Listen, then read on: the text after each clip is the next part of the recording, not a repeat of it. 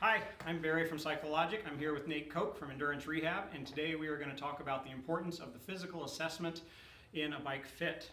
Nate, you and Paraic spent a lot of time developing the protocol that we go through with each and every client. Why did you do that? That was a lot of work. Why did you guys start studying this? Well, we were particularly Paraic by himself at first doing fits and struggling with reasoning why he saw certain abnormalities in a fit, or struggling with getting someone more comfortable. As we started to work together, we started to realize there's has to be a synergy between the bike position, bike fitting, and the person's body. And physical therapists know the body and biomechanics really well. That's what we're trained for. That's what we do. Bike fitters, especially Paraic, they're trained in bike fitting and know the bike and know what the cycling biomechanics really well.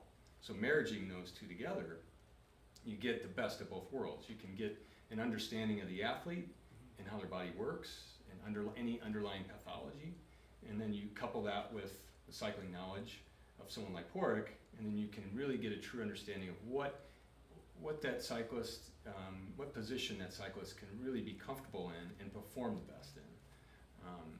So that's kind of how that process started, and it's always ongoing. I mean, we're always learning together, and if you're not working as a team and asking questions and trying to learn, then you're stagnant. But that's the role of physical therapists. We're always trying to learn more about the human body, and certainly we don't know everything.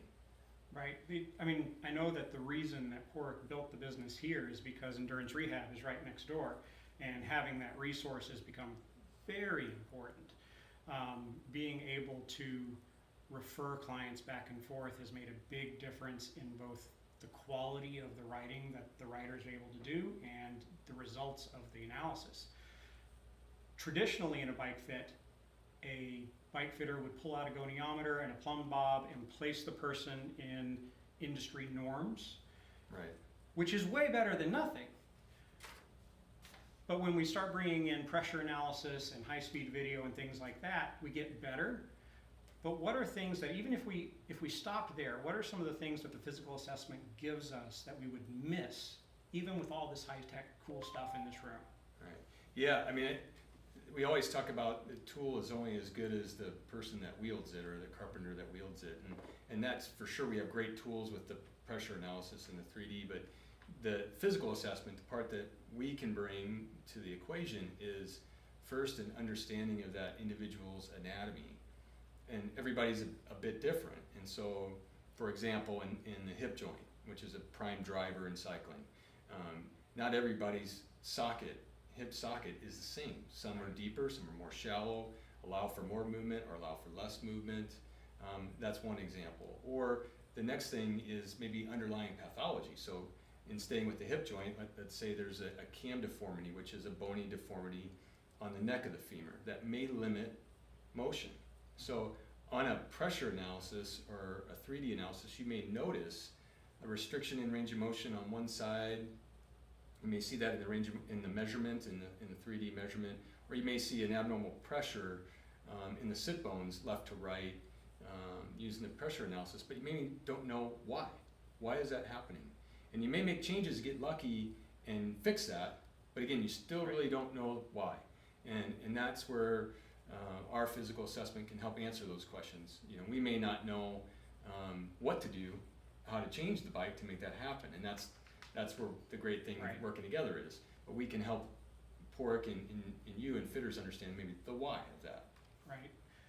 So we have our cycling analysis where we take pressure and we do a full physical assessment. I want to talk about one step further a little bit. I had a high-performing young triathlete in yesterday, and Ian did what we call our medical fit evaluation on her, and he discovered some significant hip impingement on one side. And if I didn't know that, I would not have been able to accommodate the front of the bike, let alone what we did on the back of the bike.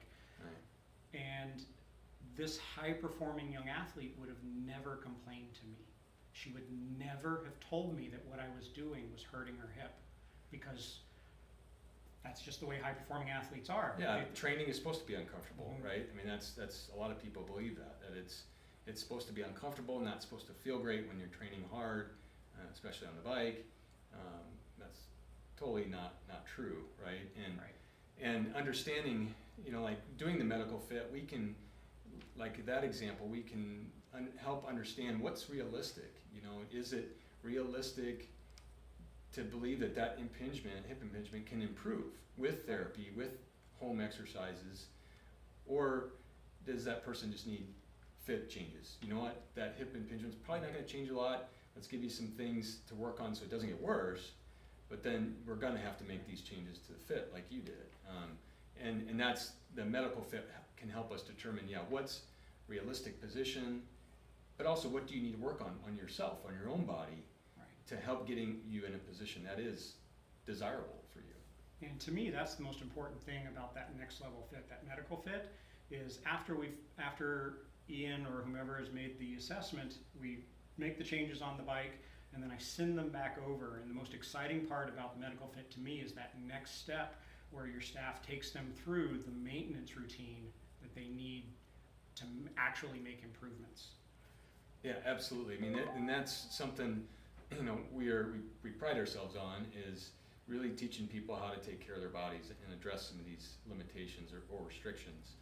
And we teach them it, and then they go home, they do it. It's not like they have to necessarily, if they're not in pain, they don't need to be in therapy for twice a week, for weeks at a time. It's let's show you what to do, go do it.